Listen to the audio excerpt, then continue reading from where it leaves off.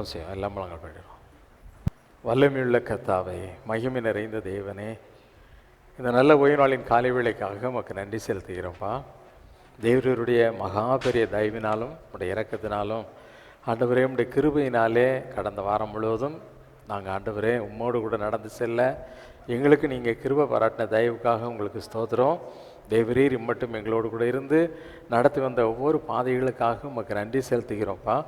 தேவனாய கர்த்தர் ஆண்டவரே, இந்த நாளிலும் உம்முடைய சமூகத்தில் நாங்கள் கூடி வந்து உம்மை ஆராதித்து தேவனால் ஆசீர்வாதங்களை பெற்றுக்கொள்ள எங்களுக்கு கொடுத்த நல்ல தருணத்திற்காய், நல்ல ஒரு கிருபைக்காய், வாய்ப்பிற்காய் உமக்கு நன்றி செலுத்துகிறோம். தேவரீர் எங்கள் மத்தியில் வந்திருப்பதற்காக உங்களுக்கு நன்றி செலுத்துகிறோம். சிங்காசனத்தின் அதிபதியை தொழுது கொள்ள போகிறோம் என்ற மன மகிழ்ச்சியோடு உம்மை ஆராதிக்க எங்கள் எல்லாருக்கும் பலன் தாங்க. பாடுகிற பாடல்களை உணர்ந்து பாட எங்களுக்கு உதவி செய்யுங்க. தேவரீர் எங்களோடு தங்கியிருங்க. பரிசுத்த ஆவியானவர் எங்களை பலப்படுத்துங்க. புதிய கிருபையினால் எங்களை முடிசூட்டி காத்து கொள்ளும்படியாக சுபிக்கிற இந்த ஆராதனையை ஆவியானுடைய கரத்தில் ஒப்புக்கொடுக்கிறோம். ஆவியானவர் நடத்துவீராக. இயேசுவின் நாமத்தில் செபிக்கிறேன் பிதாவே, ஆமென். உட்காரும். உன்னத பாடல்கள் 575வது பாடல். நிகரே இல்லாத சர்வேசா.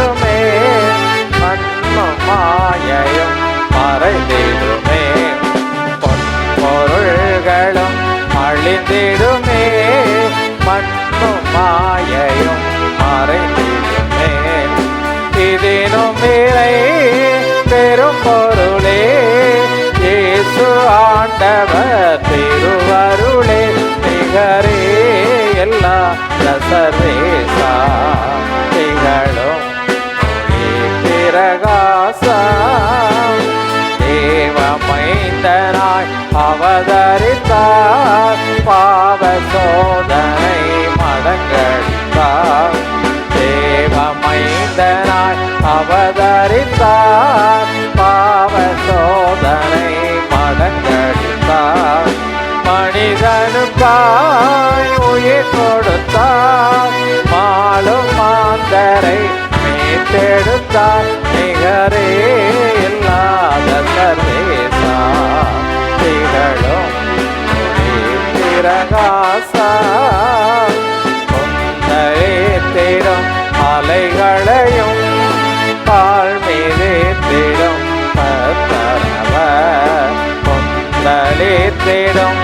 மலைகளையும் கால் மீதே தேடும் கர்த்தரவர் அடங்கிடுமே அதட்டிடவே அக்கறை நாமும் சேர்ந்திடுவோம் நிகரே எல்லா தசதேசாதிகளும் பிரகாசம் தேவன் தந்தவர் மரித்தெழுந்தார் தேவதேவனே உயிர்த்தெழுந்தார் தேவன் தந்தவர் மரித்தெழுந்தார் தேவதேவனே உயிர்த்தெழுந்தார் மறுபடியும் வருவேன் என்றார் மா சந்தோஷனால் நெருங்கிடுவே நிகரே எல்லா தசதேசாதிகளும் பிரகாசா நிகரே எல்லா தசதேசாதிகளும் பிரகாசா துதி பாடிட இயேசுநாதா 10,000 நாவுகள் போதா நிகரே எல்லா தசதேசாதிகளும் பிரகாசா. அல்லேலூயா அல்லேலூயா. எழுந்து உன்னத பாடல்கள் 578வது பாடலை பாடும். அழகானவர் அருமையானவர் இனிமையானவர் என்ற பாடல். அல்லேலூயா. நம்முடைய ஆண்டவர் ரொம்ப ரொம்ப அப்படிதானே இல்லையா? ஆமாம். மற்றது எல்லாமும் பார்த்து என்ன செய்கிறாங்க? அழகானவர் அழகானவர்னு என்ன செய்கிறாங்க? சொல்லிகிட்டு இருக்காங்க. அவரை போல அழகுள்ள நேசர் இந்த உலகத்தில் எங்கேயும் கிடையவே கிடையாது. அல்லேலூயா. அருமையான தேவன். அருமையானவர்னா அருமையானவர் அப்படின்னா குறையே இல்லாதவர். அருமையான அப்படின்னா பெஸ்ட் இல்லை, அப்படி தானே? ஆமாம். அருமையான சாப்பாடுப்பா. கல்யாணத்துக்கு போயிட்டு வந்தால் சொல்லுவாங்கள்ல, அருமையான விருந்துப்பா, அருமையான சாப்பாடுன்னு சொல்லுவாங்கள்ல. ஆமாம். எது ரொம்ப இனிமையாக இருக்கிறதோ, நமக்கு ரொம்ப பிடிச்சிருக்குதோ, அதை தான் நமக்கு அருமையானது, அப்படி நமக்கு ரொம்ப ஃபேவரிட், நமக்கு ரொம்ப விருப்பமான ஒன்று அப்படின்னு சொல்லுவோம். நமக்கு ரொம்ப விரும்பத்தக்க தேவன், நாம் விரும்பத்தக்க தேவன் அவர். அல்லேலூயா அல்லேலூயா. ஆமாம். மனுஷங்களை கொஞ்ச நாள் விருப்பமாக இருக்கும், அப்புறம் கொஞ்ச நாள் என்ன செய்வாங்க? அட போயா அப்படின்ட்டு தூக்கி போட்டு என்ன செய்வாங்க? போயிடுவாங்க. நீங்கள் யோசித்து பாருங்கள், உங்கள் வாழ்க்கையில் எவ்வளோ நண்பர்கள், எவ்வளோ உறவினர்கள் உங்களை கடந்து வந்திருக்காங்க, எவ்வளோ பேர் நீங்கள் நினச்சிக்கிட்டீங்க தூக்கி தூர போட்டு போயிருக்கீங்கள.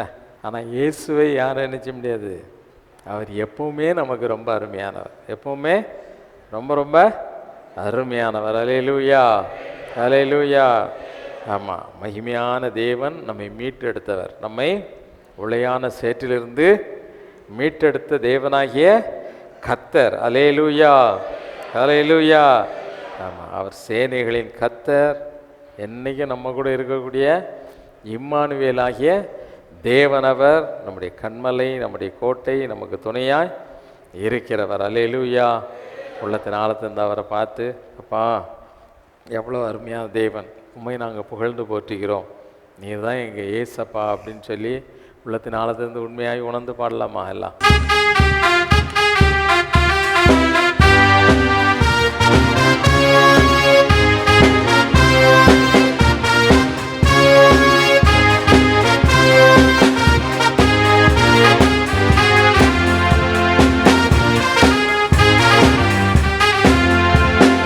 அழகானவர் அருமையானவர் இனிமையானவர், அழகானவர் அருமையானவர் இனிமையானவர், மகிமையானவர் மீட்பரானவர், மகிமையானவர் மீட்பரானவர், அவர் இயேசு இயேசு இயேசு, அவர் இயேசு இயேசு இயேசு.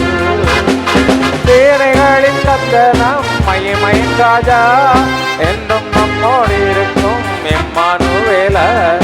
சேனைகளின் கர்த்தர் நம் மகிமையின் ராஜா, என்றும் நம்மோடு இருக்கும் இம்மானுவேலர். எம்மட்டும் இனிமேலும் எந்த நேசர், எம்மட்டும்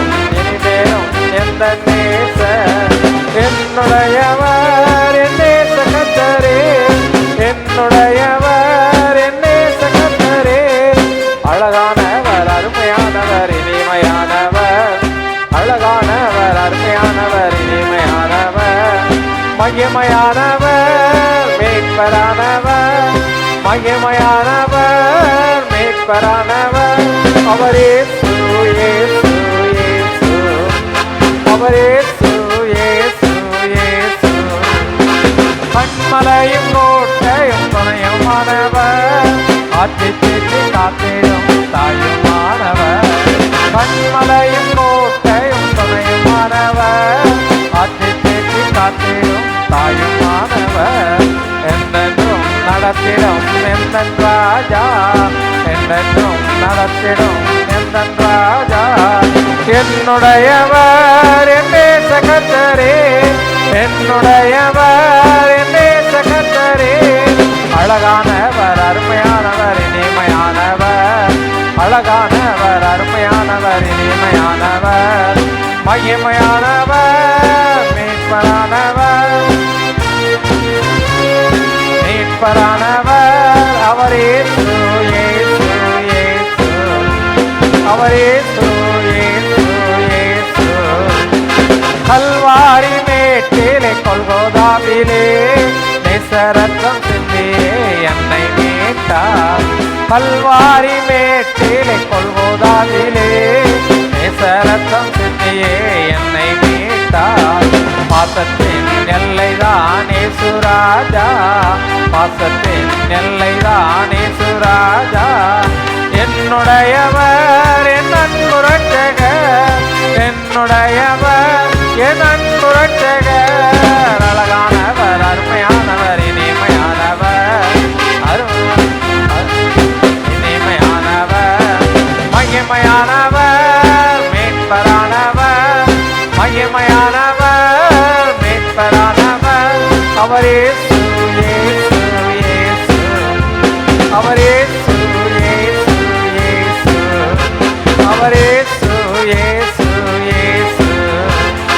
சேனைகளின் கர்த்தராம் மகிமையின் ராஜா, என்றும் நம்மோடு இருக்கும் இம்மானுவேலர், சேனைகளின் கர்த்தராம் மகிமையின் ராஜா, என்றும் நம்மோடு இருக்கும் இம்மானுவேலர், மட்டும் இனிமேலும் எந்த நேசர், மட்டும் இனிமேலும் எந்த நேசர், என்னுடையவர் என் ஆத்மநேசரே, என்னுடையவர் என் ஆத்மநேசரே, அழகானவர் அருமையானவர் இனிமையானவர், அழகானவர் அருமையானவர் இனிமையானவர், மகிமையானவர் மீட்பரானவர், மகிமையானவர் மீட்பரானவர், அவர் இயேசு இயேசு இயேசு, அவர் இயேசு இயேசு இயேசு, அழகானவர் அருமையானவர் இனிமையானவர்,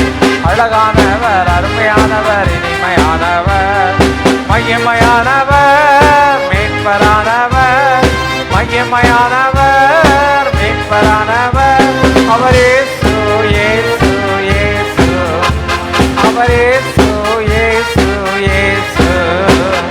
கண்மலையும் கோட்டையும் துணையுமானவர், ஆற்றி தேற்றி காத்திடும் தாயுமானவர், கண்மலையும் கோட்டையும் துணையுமானவர், ஆற்றி தேற்றி காத்திடும் தாயுமானவர், என்றென்றும் நடத்திடும் எந்தன் ராஜா, என்றென்றும் நடத்திடும் எந்தன் ராஜா, என்னுடையவர் என் நேசகர்த்தரே, என்னுடையவர் என் நேசகர்த்தரே, என்னுடையவர் என் நேசகர்த்தரே, அழகானவர் அருமையானவர் இனிமையானவர், அழகானவர் அருமையானவர் இனிமையானவர், மகிமையானவர் மீட்பரானவர், மகிமையானவர் மீட்பரானவர், அவர் இயேசு எல்லாம் சொல்லுமா, அவர் இயேசு இயேசு இயேசு, அவர் இயேசு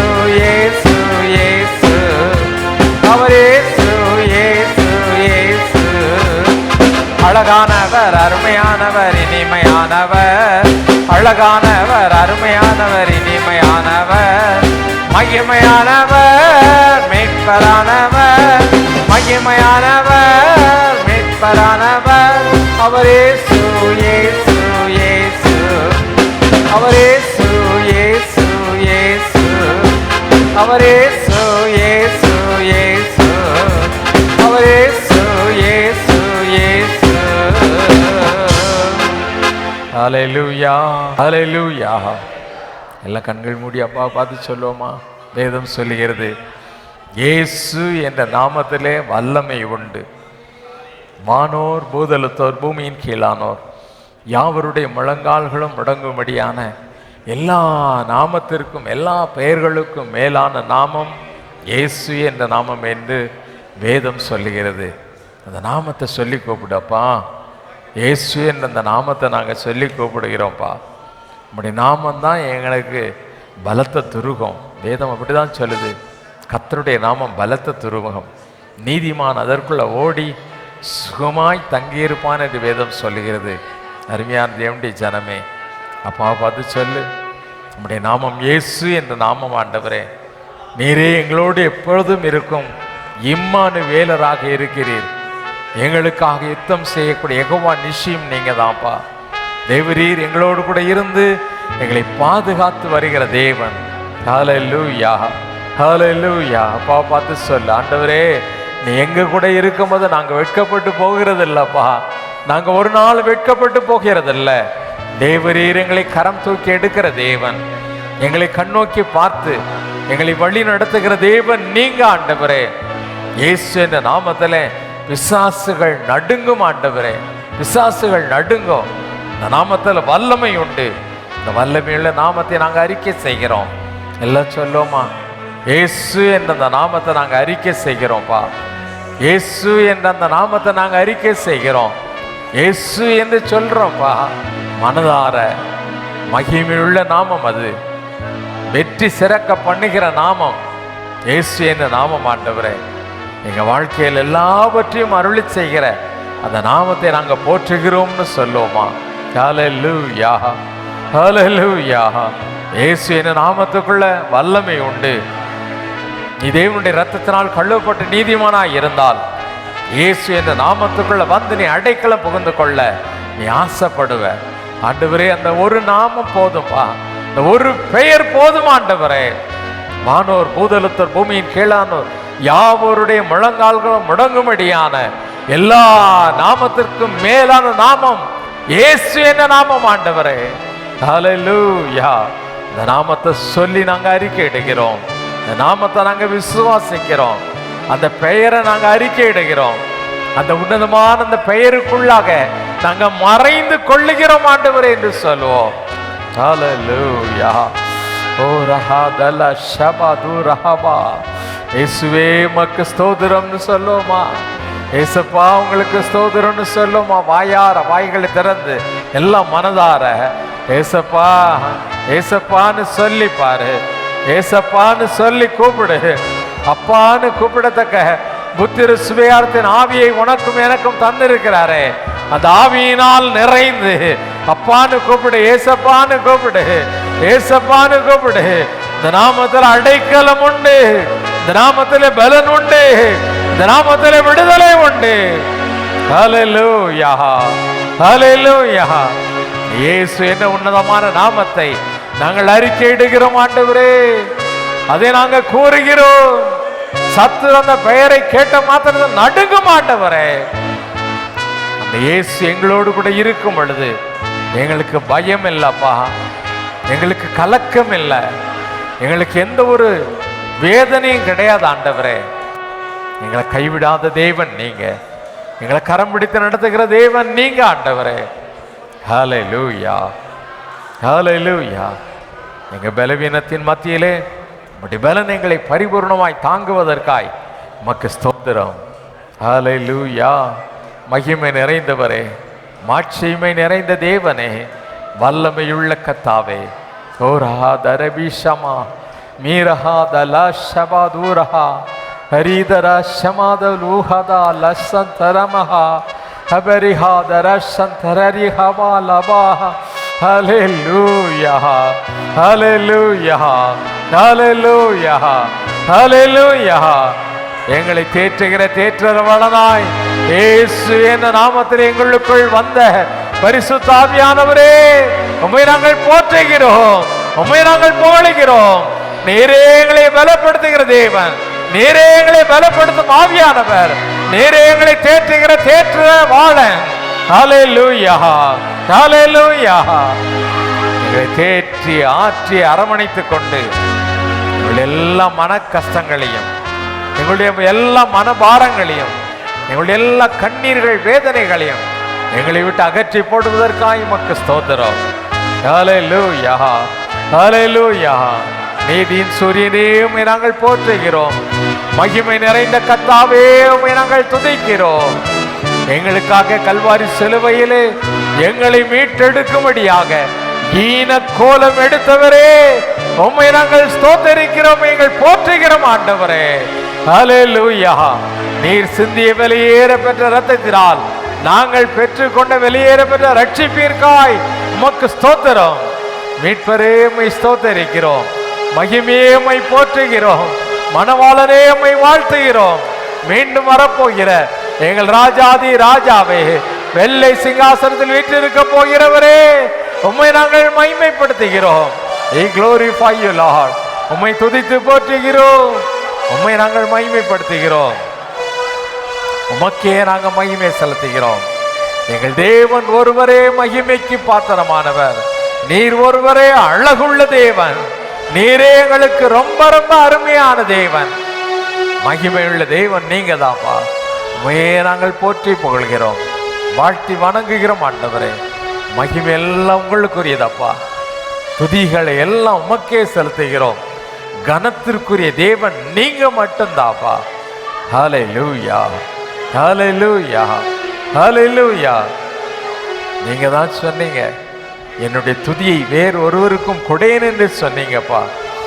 நாங்க உங்களுக்கே அந்த துதியை செலுத்துகிறோம். வானத்தை பூமி உண்டாக்கின சகலவற்றையும் மண்ட சராசரங்களை ஆண்டு இன்றைக்கு வரைக்கும் எங்களை நடத்துகிற கர்த்தாதி கர்த்தருக்கே நாங்கள் மகிமை செலுத்துகிறோம். அவரையே நாங்கள் துதித்து போற்றுகிறோம். அவர் ஒருவரே மகிமைக்கு பாத்திரமானவர், அவர் ஒருவரே கனத்திற்குரியவர், அவரே துதிக்கப்படத்தக்க தேவன். சகல துதி கனம் மகிமை எல்லாவற்றையும் எங்கள் இயேசுவின் மூலமாக உமக்கு செலுத்துகிறோம், எங்கள் பரலோக பிதாவே. ஆமென், ஆமென். ஒன்றுமாக சங்கீதம் 37:21 முதல் 40 முடிய மாறி மாறி வாசிப்போம்.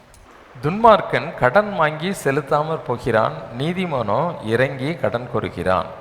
அவரால் ஆசீர்வதிக்கப்பட்டவர்கள் பூமியை சுதந்தரித்துக் கொள்ளுவார்கள், அவரால் சபிக்கப்பட்டவர்களோ அறுப்புண்டு போவார்கள். நல்ல மனுஷனுடைய நடைகள் கர்த்தரால் உறுதிப்படும், அவனுடைய வழியின் மேல் அவர் பிரியமாயிருக்கிறார். அவன் விழுந்தாலும் தள்ளுண்டு போவதில்லை, கர்த்தர் தமது கையினால் அவனை தாங்குகிறார்.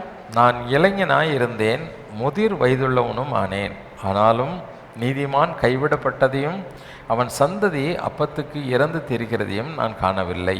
அவன் நிமித்தம் இறங்கி கடன் கொடுக்கிறான், அவன் சந்ததி ஆசீர்வதிக்கப்படும். தீமையை விட்டு விலகி நன்மை செய், என்றென்றைக்கும் நிலைத்திருப்பாய். கர்த்தர் நியாயத்தை விரும்புகிறவர், அவர் தமது பரிசுத்தவான்களை கைவிடுவதில்லை, அவர்கள் என்றைக்கும் காக்கப்படுவார்கள். துன்மார்க்கருடைய சந்ததியோ அறுப்புண்டு போம். நீதிமான்கள் பூமியை சுதந்திரித்து கொண்டு என்றென்றைக்கும் அதிலே வாசமாயிருப்பார்கள்.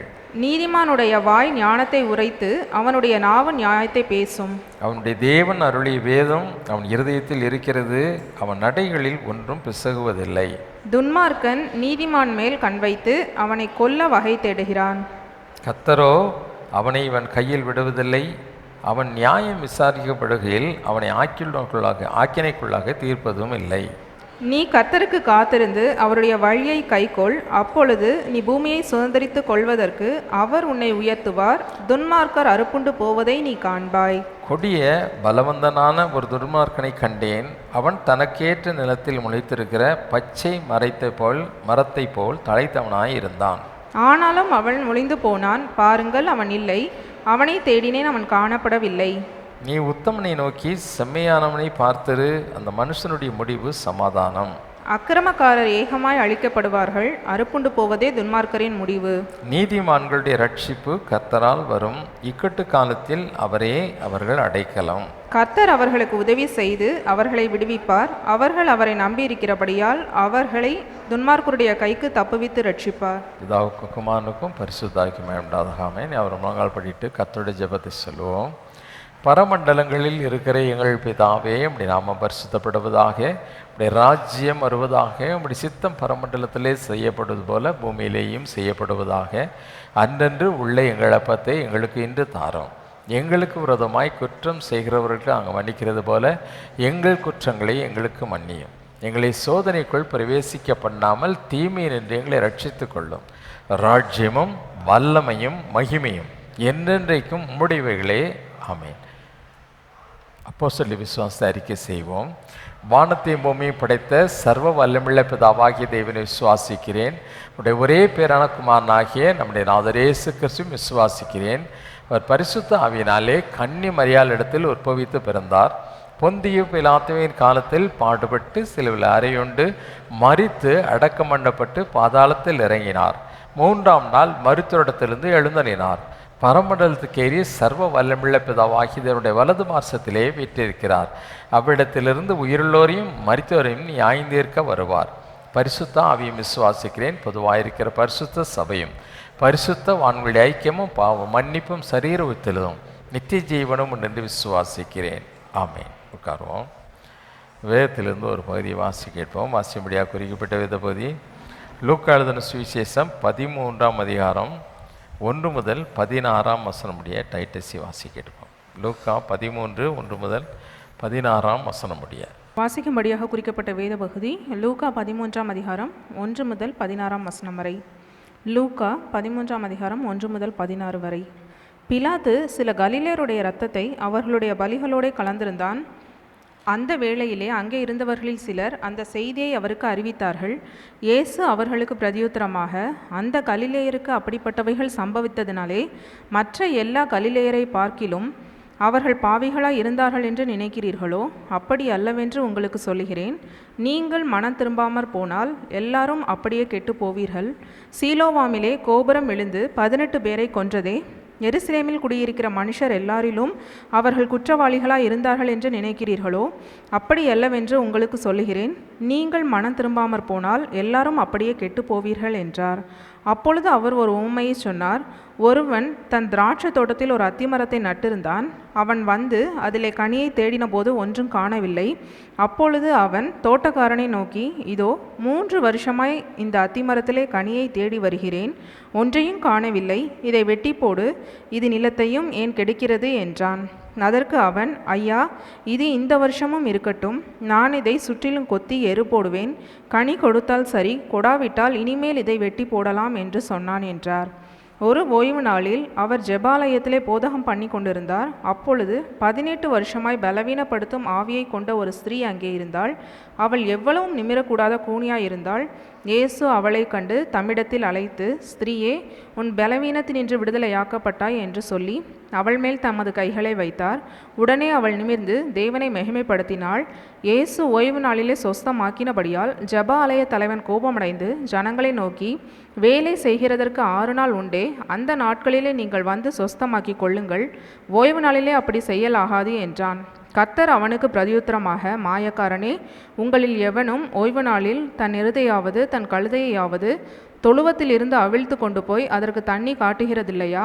இதோ சாத்தான் 18 வருஷமாய் கட்டியிருந்த ஆபிரகாமின் குமாரத்தியாகிய இவளை ஓய்வு நாளில் இந்த கட்டிலிருந்து அவிழ்த்துவிட வேண்டியதில்லையா என்றார். வாசிக்கும்படியாக குறிக்கப்பட்ட வேத பகுதி வாசித்தாயிற்று. அவருக்கு வந்தவனுமாக 585வது உன்னத பாடலை பாடும். இயேசுதானே அதிசய தெய்வம், என்றும் தேவிக்கிறார் நம் தெய்வம். இயேசுதானே அதிசய தெய்வம், என்றும் தேவிக்கிறார் நம் தெய்வம்.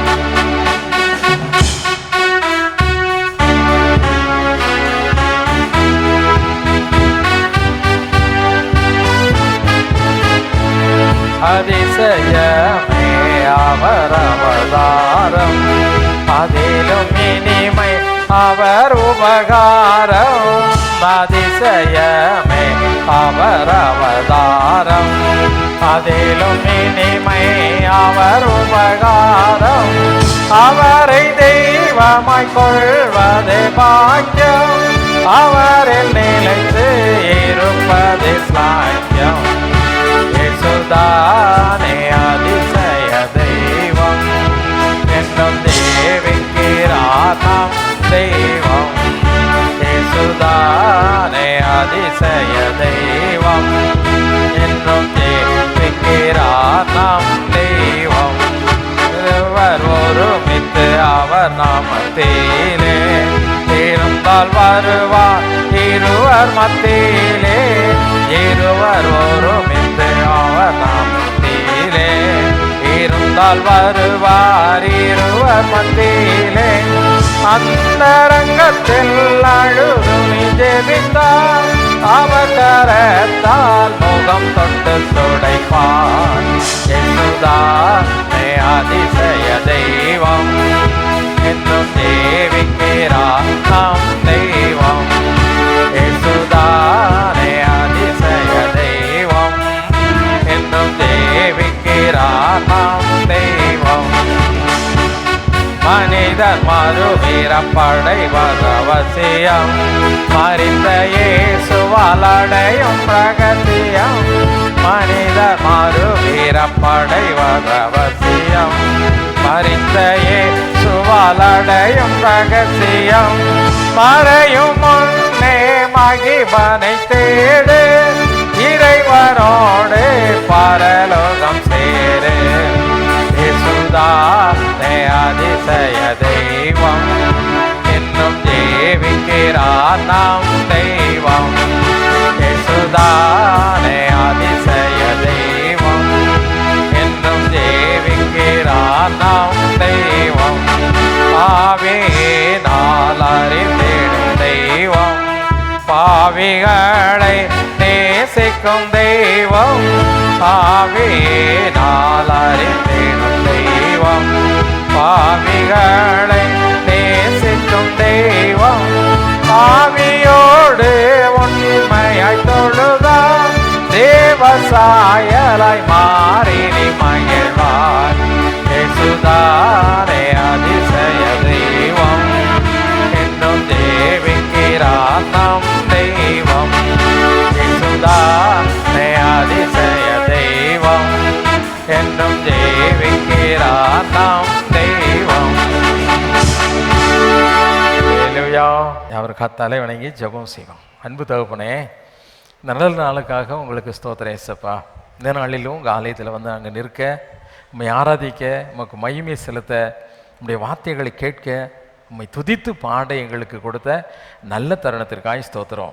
இந்த நாளிலே தேவரீர் எங்களோடு கூட பேசும் உம்முடைய வார்த்தையை கேட்க ஆசையாக இருக்கிறோம்.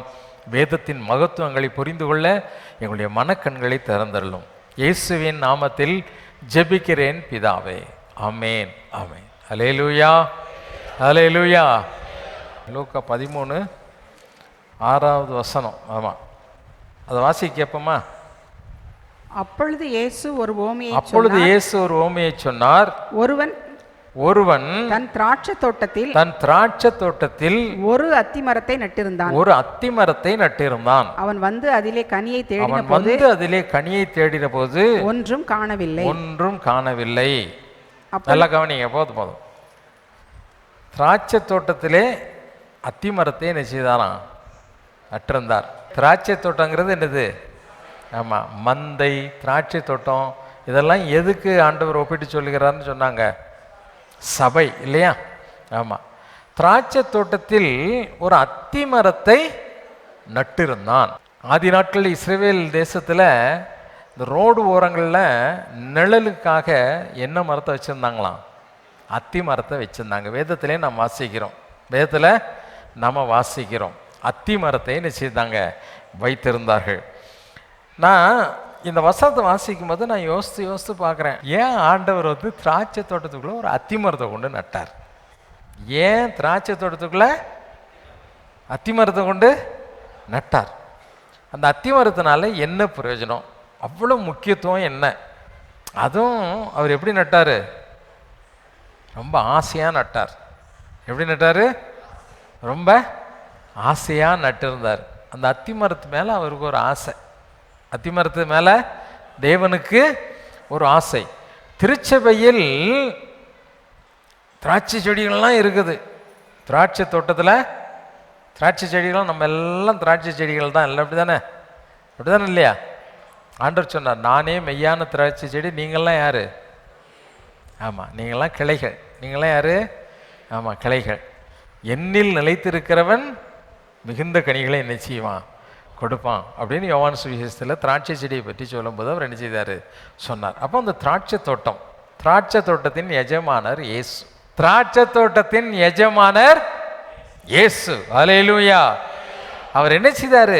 ஒரு திராட்சை செடியை கொண்டு அங்கே நட்டாராம். இந்த திராட்சை செடியை பற்றி நம்மளுக்கு என்ன ஒரு முக்கியத்துவம் அப்படின்னு சொன்னால், மத்தேயு எழுதின சுவிசேஷத்தில் 24ஆம் அதிகாரத்தை எடுத்துக்கோங்க. 24ஆம் அதிகாரத்தில் அந்த திராட்சை செடியை பற்றி ஆண்டவர் சொல்லும்போது என்ன சொல்கிறாரு? அதே ஒரு ஓமானமாக சொல்லுகிறார். 24ஆம் அதிகாரம் 32, 33 வசனத்தை வாசிக்க கேட்போம்மா. 22ஆம் அதிகாரம் 33, 34 வசனங்கள். அத்தி மரத்தினால் ஒரு ஓமையை கற்றுக்கொள்ளுங்கள். அத்தி மரத்தினால் ஒரு ஓமையை கற்றுக்கொள்ளுங்கள். அதிலே இளம் கிளை தோன்றி, அதிலே இளங்கிளை தோன்றி துளிர் விடும்போது, துளிர் விடும்போது வசந்த காலம் சமீபமாயிற்று என்று வசந்த காலம் சமீபமாயிற்று என்று அறிவீர்கள். அப்படியே அப்படியே இவைகளை எல்லாம் நீங்கள் காணும் போது இயேசு சமீபமாய் வாசல் அருகே வந்திருக்கிறார் என்று அறியுங்கள். அல்லேலூயா. நல்லா கவனிங்க. அத்திமரம் தேவனுடைய வருகைக்கு ஒரு அடையாளமாய் சொல்லப்பட்ட ஒரு மரம். அது என்னது? சம்மர், சரிதானா? வசந்த காலம்னா என்னது? ஆங்கில வேதாமத்தில் பார்த்தீங்கன்னா தெரியும், சம்மர் அப்படின்னு போட்டிருக்கோம். அந்த கோடை காலத்தில் தான் அது என்ன செய்யுமா? அந்த அத்திமரம் துளிர் விட்டு இளங்கலையாக என்ன செய்யும்? வரும். நம்ம ஊர்லேயே பார்த்துருக்கோம். மார்ச், ஏப்ரலில் ஜூன் வரைக்கும் என்ன செய்யும்? இலையுதிர் காலம் இல்லை, அப்படி தானே? மரத்தில் பூரா இலெல்லாம் காஞ்சி என்ன செய்யும்? பெருக்கி தள்ளுறதுக்கே போதும்னு ஆயிரும் எல்லா மரமும். அந்த மே மாதம் ஆன உடனே என்ன செய்யும்? மழை இருக்காது, வெயில் சுள்ளுன்னு அடிக்கும். ரோடு ஓரத்தில் பார்த்தீங்கன்னா புங்க மரம்லாம் என்ன செய்யும்? துளிர் விட்டு அப்படியே குளிர்ச்சியாக இருக்கும். இந்த கோடை வெயிலுக்கு போய் நின்னோன்னா இதமாக இருக்கும் இல்லை? வெயிலில் நடந்தால் தானே தெரியும். பைக்கில் போனால் கூட சில பேர் என்ன செய்வாங்க? அந்த நிழலில் போய் கொஞ்ச நேரம் நின்று என்ன செய்வாங்க? தண்ணி எண்ணி குடிச்சிட்டு போவாங்க இல்லை? அப்போ அந்த துளிர் விடக்கூடிய காலம். அந்த அத்திமரம் துளிர் விடுறதை பார்க்கும் பொழுது என்ன நினைக்கிறீங்க? வசந்த காலம் வந்துட்டு அப்படிங்கிறது உங்களுக்கு தெரியுது. அதே போல் இப்போ நாம் அதுக்கு தான் சொன்னார், இவையெல்லாம் நடக்கும் பொழுது நீங்கள் ஆண்டவர் பக்கத்தில் வந்துட்டாருங்கிறது தெரிஞ்சுக்கோங்க. எவையெல்லாம் முன்னால் சொல்லிட்டார். நீங்கள் வீட்டில் போய் அந்த 24ஆம் அதிகாரத்தை வாசித்து பார்த்தீங்கன்னா தெரியும். ஆண்டவர் வருகைக்கு முன்னால் நடக்க வேண்டிய சில காரியங்கள், யுத்தங்களின் செய்திகளையும் பூமி எதிர்ச்சிகளையும் நிறைய காரியங்களை நீங்கள் என்ன செய்வீங்க? கள்ள தீர்க்கதரிசிகள் எழும்புவாங்க, எல்லாம் நடக்கும். எல்லாம் என்ன செய்யும்? நடக்கும். ஒவ்வொருவரோடு கூட பேசுகிற தேவன். உனக்காக ஒரு பிரதிநிதியை ஆண்டவர் என்ன செய்யலை? வைக்கலை. இது கடைசி காலம். தீர்க்கதரிசிகளை நம்பி மோசம் போகிற காலம். எங்கே தீர்க்கதரிசனம் சொல்கிறாங்கன்னு என்ன செய்கிறாங்க? ஓடி அலையக்கூடிய காலம். இதெல்லாம் ஆண்டவர் சொன்னார். நிறைய கள்ள தீர்க்கதரிசிகள் எழும்புவாங்க. அதுக்காக எல்லா தீர்க்கதரிசிகளும் கல்லன்னு நான் சொல்ல வரல. நல்ல தீர்க்கதரிசிகள் இருக்கிறாங்க. அவங்கள அடையாளம் காணக்கூடிய அளவுக்கு சில கிறிஸ்தவங்களுக்கு என்ன இல்லை? பலனும் இல்லை, பொறுமையும் கிடையாது, தேவனுடைய கிருபையும் அவங்களுக்கு இல்லை. எல்லாவற்றையும் என்ன செய்கிறாங்க? அவங்க நலம் என்று எண்ணிக்கொண்டிருக்கிறார்கள். அப்போ அத்திமரத்தை ஆண்டவர் சொல்லும்போது அதுக்கு ஒரு விசேஷத்தை கொடுத்தார். வருகைக்கு அடையாளமாய் அத்திமரத்தை என்ன செய்தார்? வச்சார். இப்போ நாம் எல்லாம் யார்? இயேசுவின் அடையாளங்கள். அது தெரியுமா உங்களுக்கு? இயேசுவின் சூசன், தெரிந்தெடுக்கப்பட்டவர்கள். யாரு? நாமெல்லாம் தெரிந்தெடுக்கப்பட்டவர்கள். திராட்சை தோட்டம் என்ற திருச்சபை, அதில் திராட்சை செடிகள் நிறையா இருக்குது. நல்லா அழகழகாக பழம் கொடுக்குது, நல்லா அழகழகாக பழம் கொடுக்குது. ஆனால் வேதம் சொல்லுகிறது சில பழம் எப்படி கனிகளை கொடுத்துதான்? கசப்பான கனிகளை கொடுத்தது. சில பழம் எப்படி கொடுத்துக்கிட்டு இருக்குது? கசப்பான கனி. ஆண்டவர் சிலருடைய கிரிகளை பார்க்கும் பொழுது அவருக்கு ரொம்ப கசப்பாக தோன்றும். சே, இப்படியா? கசப்பானது வாயில் போட்டால் எப்படி இருக்கும்? கசப்பு, புளிப்பு, இதெல்லாம் இனிப்புன்னா என்ன செய்வோம்? நல்லா சப்பி சப்பி சாப்பிடும். புளிப்பு என்னதான் நீ விரும்பி சாப்பிட்டாலும் வெல்லத்தையும் உப்பு மிளகாய் எல்லாத்தையும் போட்டு இடித்து நீ வாயில் போட்டாலும் கொஞ்சம் அதை புளிச்ச உடனே கண் என்ன செய்யும்? சுருங்குமா சுருங்காதா? சுருங்கும்ல.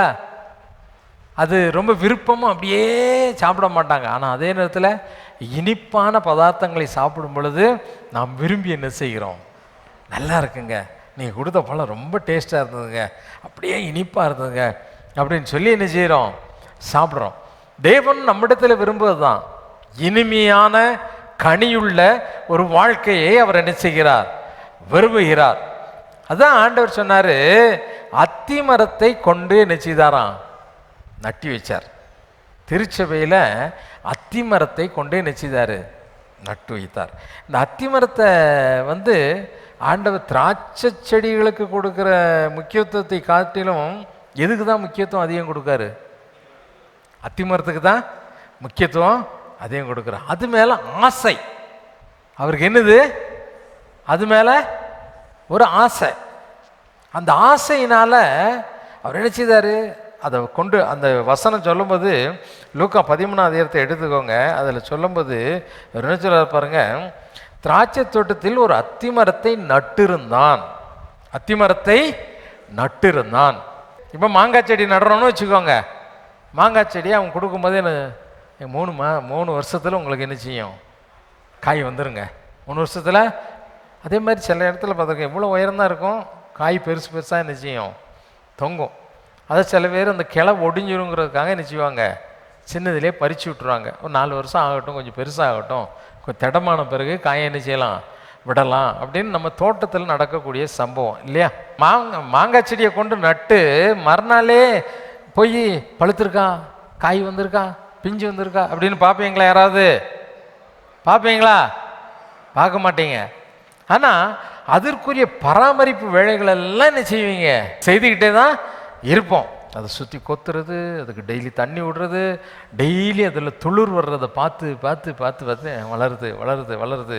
1 வருஷம் ஆச்சு, 2 வருஷம் ஆச்சு, எத்தனை வருஷம் ஆயிடுச்சு? இப்போ அவங்க கேரண்டி கொடுத்த 3வது வருஷம் ஆயிடுச்சு. 3வது வருஷம் ஆயிடுச்சு. போய் பார்த்தா அதில் என்ன இல்லை? செடி நல்லா வளருது செழிப்பா. ஏன்னா அதுக்கு போட வேண்டியதெல்லாம் போட்டால் அது எப்படி இருக்கும்? பார்க்குறதுக்கு செழிப்பாக தான் இருக்கும் இல்லை? அப்படி தானே?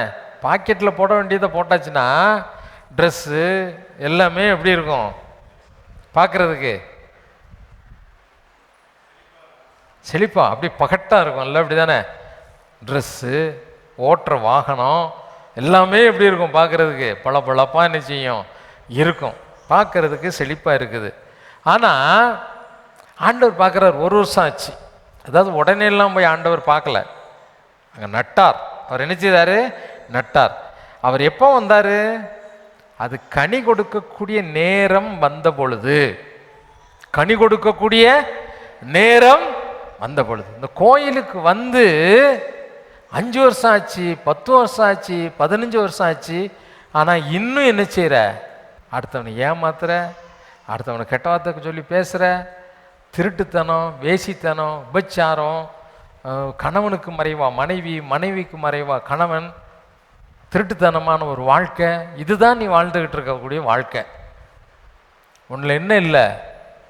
ஆனால் கோயிலுக்கு வந்தோடனே நினைச்சிட, ஆண்டவரே நேற்று பிரதர் சொல்லிட்டாரு, பாவியாகி என் மீது கிருவியாயிருன்னு நான் வெளியே இருந்து சொன்னால் கூட ஆண்டவர் எங்கே வந்துடுவார்?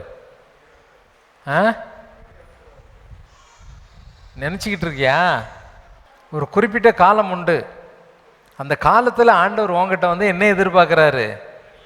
கனியை எதிர்பார்க்குறார். கனின்னா என்ன நினைக்கிறீங்க? என்ன நினைக்கிறீங்க?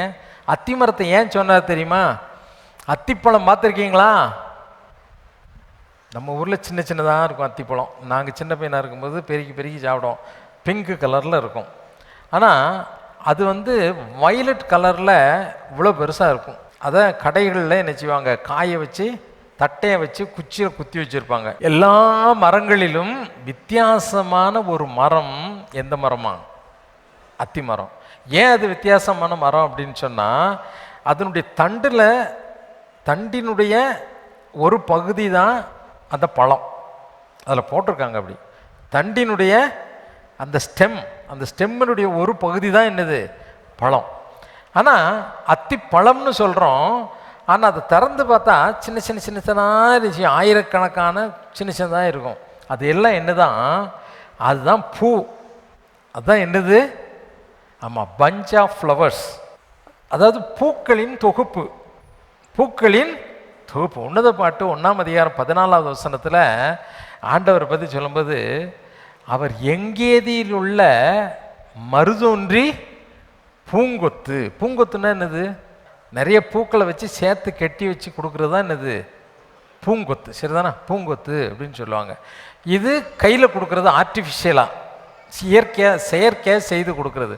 சில மரத்தில் பார்த்தீங்கன்னா கொத்து கொத்தா பூ என்ன செய்யும்? தொங்கும். இந்த அத்திப்பழம் என்பது பூக்களின் தொகுப்பு. உள்ளே இருக்கிறதெல்லாம் என்னது? ஆயிரக்கணக்கான பூக்கள். ஆயிரக்கணக்கான பூக்கள். இந்த அத்தி மரத்துக்குன்னே ஒரு குளவி இருக்குதான். அந்த குளவி தான் உள்ளே போய் உட்காந்துட்டு வெளியே நினைச்சுதான் மகரந்த சேர்க்கையை ஏற்படுத்துகிறது அப்படின்னு சொல்லி நினைச்சுறாங்க, சொல்லுகிறாங்க. அது விசேஷித்தது. அது ரொம்ப விசேஷித்தது. பூக்களின் தொகுப்பு. அந்த பழமே என்னது? பூக்களின் தொகுப்பு. இது எதை குறிக்குது? உன்னத பாடல்கள் 1ஆம் அதிகாரம் 14வது வசனத்தில் சொல்லும்போது, என் நேசர் எங்கேதிலுள்ள மருதோன்றி பூங்கொத்து.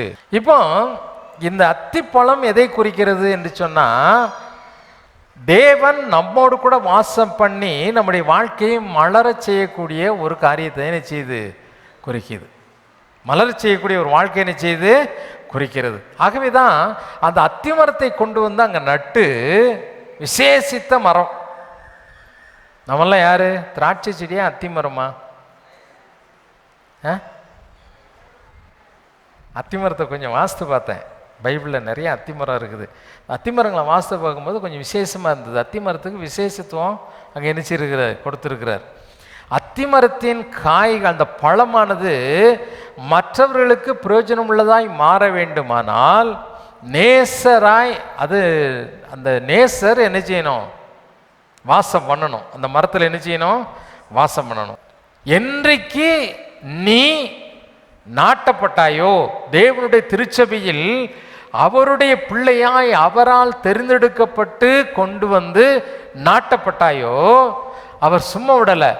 உனக்கென்று ஒரு பராமரிப்பாளரை நியமித்து உன்னை என்ன செய்கிறாரு? பராமரிக்கிறார். என்ன செய்கிறாரு? பராமரிக்கிறார். அதுதான் 13ஆம் வசனத்தில் வாசிக்கிறோம் இல்லையா? ஒரு தோட்டக்காரனை போட்டு, எப்பா அதை நல்லா பார்த்துக்கோப்பா, நல்லா காய்க்கணும், நல்லா காய்க்கணும், நல்லா காய்க்கணும் அப்படின்னு சொல்லி என்ன செய்கிறாரு? அதுக்கு பராமரிப்பு கொடுக்கிறார். பராமரிப்பு என்ன செய்கிறாரு? கொடுக்கிறார். அந்த பராமரிப்பு என்பது என்ன? வேத வாக்கியத்தின் மூலமாய் தான் நீ என்ன செய்ய முடியும்? அந்த பராமரிப்பை பெற்றுக்கொள்ள முடியும். சத்துணவே இதுதான், வேத வசனம் தான். சரிதானா? ஆண்டவர் சொன்னார். பிசாசு ஆண்டவர் கேட்டான், இந்த கல்லுகளெல்லாம் அப்பமாக்கி சாப்பிடும் அப்படின்னு சொன்னான். உடனே ஆண்டவர் என்ன சொன்னார்? மனுஷன் அப்பத்தினாலே மாத்திரமல்ல, தேவனுடைய வாயிலிருந்து புறப்படுகிற அல்லேலூயா. எதனால் நாம் பிழைக்கிறோம்? கர்த்தருடைய வார்த்தையினால் பிழைக்கிறோம். அல்லேலூயா, அல்லேலூயா. பரிசுத்த ஆவியானவர் ஒரு உள்ள வந்தா என்ன நடக்குமோ? ஜீவன் உண்டாகும். உண்டாகும்போது செத்து போனவங்க உயிரோடு இருந்துட்டான். லாசர் உயிரோடு இருந்தோடனே இஸ்ரேல் தேசம் எங்கே நினைச்சிட்டு அது பரம்பிடுச்சு இல்லை? அப்போஸ்தலர் 1:8 சொல்லும் போது என்ன சொன்னார்? முதல்ல நீ இயேசுவை ஏற்றுக்கொண்டாய், ஆனால் பரிசுத்த ஆவி உனக்குள்ள வந்தா முதலாவது உன்னுடைய சாட்சி எங்கே தெரியும்? எருசலேமிலும் யூதேயாவிலும் சமாரியாவிலும் பூமியின் அப்படின்னா என்ன, கொஞ்சம் கொஞ்சமாக விரிஞ்சிட்டு போகுது. வீட்டுக்குள்ளே, பக்கத்து வீட்டில், தெருவில், அப்புறம் எப்போ அந்த ஆள்கிட்ட போனால் அவ்வளோதான். எப்போ இந்த தெருவில் வந்தால் அந்த தெருவில் போயிடுவான். வாழ்க்கை அப்படி தான் இருக்குது. ஒன்று பார்த்தாலே பயப்படக்கூடிய அளவுக்கு நாற்றம் எடுத்த வாழ்க்கை, புனவாட அடிக்கிற வாழ்க்கை தான் இன்றைக்கி நிறைய கிறிஸ்தவங்ககிட்ட காணப்படுது. இன்றைக்கி ஆண்டவர் அத்திமரமாய் நம்மை மாற்றி இருக்கிறார். பராமரிப்பதற்கு தெய்வம் நினைச்சுகிறார். நல்ல வார்த்தைகளை கொடுத்திருக்கிறார். இந்த வார்த்தையை நீ கேட்டனாலே இந்த வார்த்தைகளால் நீ என்ன செய்ய முடியும்? பிழைக்க முடியும். ஹல்லேலூயா, ஹல்லேலூயா. சுற்றி சுற்றி சண்டை போடுறது இல்லை, சுற்றி சுற்றி பகையை வளர்க்குறது இல்லை, சுற்றி சுற்றி எல்லாரையும் திட்டிக்கிட்டு கெட்ட வார்த்தை பேசிக்கிட்டு அலையிறது வாழ்க்கை இல்லை. கிறிஸ்தவ வாழ்க்கை என்பது என்ன? வீட்டில் சமாதானம், வெளியே சமாதானம், யாரை பார்த்தாலும் புன்முறுவல். இதுதான், அதுதான் அத்திமரத்தினுடைய வேலை. அதுக்கு தான் ஆண்டவர் பராமரிக்கிறார். இதுதான் வேதத்தின் மூலமாய் கொடுக்கக்கூடிய போஜனம். சதனா, இதுதான் வேதத்தினால் கிடைக்கக்கூடிய ஒரு பலன். ஹல்லேலூயா. இந்த வசனத்தின் பலனே இது. நம்மில் ஏற்படக்கூடிய ஒரு வளர்ச்சி, ஒரு மாற்றம், ஒரு வளர்ச்சி, ஒரு மாற்றம். இந்த அத்திமரத்தை பற்றி சொல்லும்போது, இந்த அத்திமரத்தை ஏன் ஆண்டவர் அங்கே கொண்டு சர்ச்சில் நட்டு வச்சார்? அந்த திராட்சை தோட்டங்கிற அந்த சர்ச்சுக்குள்ளே, அந்த திருச்சபைக்குள்ளே இந்த அத்திமரத்தை ஏன் நட்டு வச்சார் அப்படின்னு நான் யோசிச்சுக்கிட்டே இருந்தேன். அப்போ சில காரியங்களை வேதத்திலேருந்து எனக்கு விளக்கி காட்டினார்.